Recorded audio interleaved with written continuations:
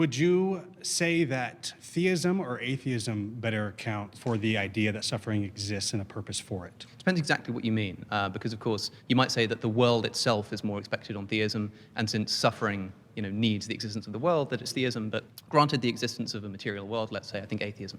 Okay, why does suffering exist at all? Like in an atheistic worldview, what is the cause of suffering? Oh, well, because however life began, it developed through a series of natural selection, which requires animals to develop senses that they wish to avoid in order to be more likely to survive. In a world where not all of these pains are actually going to kill us, we're left with situations in which we're in a lot of pain but don't end up dying for it. Would you agree that consciousness is necessary for suffering? I would say probably, yeah.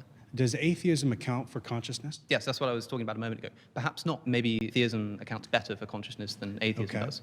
So if there is no consciousness, there is no suffering. Is that right? That's probably true, yeah. So if atheism cannot account for consciousness, then it cannot account for suffering. Would you agree with that? So I think what we're doing here is we're sort of slightly shifting the goalposts. If you don't want to grant the existence of the material world before we start talking about this, we can do an argument from consciousness. But then we need to debate whether consciousness is explicable on atheism. What I'm going to say is this. Sure. What I'm going to say is this.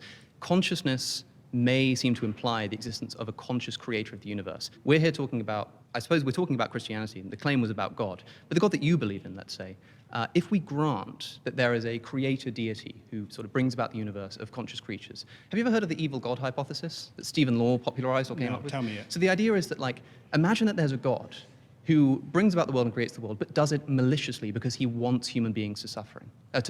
He brings about a world in order so that human beings will suffer. Right? That seems like a plausible hypothesis.